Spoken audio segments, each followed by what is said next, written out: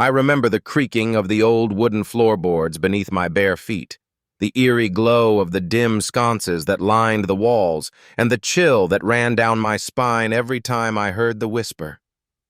It was my childhood home, a grand Victorian mansion that had been in my family for generations.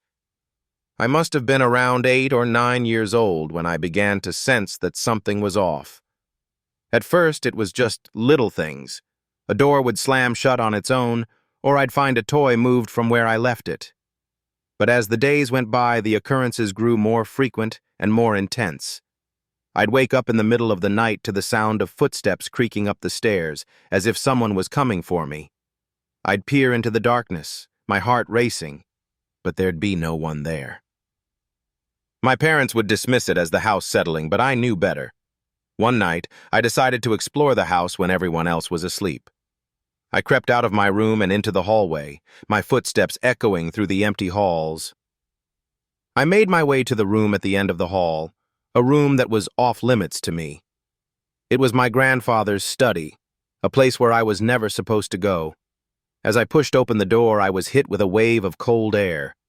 The room was dark, the windows boarded up from the outside, but it was what I saw on the walls that made my blood run cold. There were old photographs, faces I didn't recognize, and words scrawled in the margins that made no sense to me. And then I saw it. A single word, written in red letters on the wall. Mine. I didn't know what it meant, but I knew I had to get out of there. I turned to leave, but it was too late. The lights flickered and died, plunging me into darkness. I was alone, and I was being watched. I sprinted back to my room, not daring to look back. As I hid beneath my bed, I could feel eyes on me, a presence that seemed to be seeping into my room. I lay there, frozen with fear, as the whisper began to grow louder.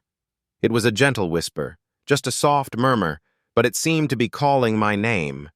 And then, just as suddenly as it had started, everything was silent. From that day on, I was a changed child. I would avoid my own home, preferring to stay with friends or at school. My parents began to notice a change in me, but they couldn't understand why I was so scared of our own home.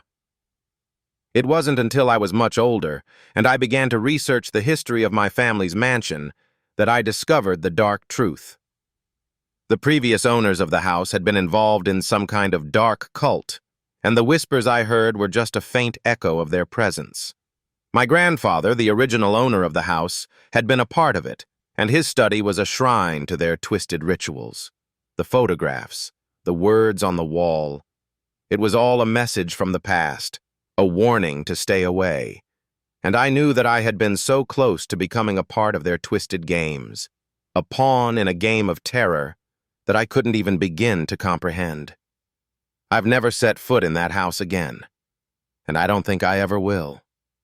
The memories of that place are etched into my mind like a scar, a constant reminder of the horrors that lurked in the shadows, waiting to pounce.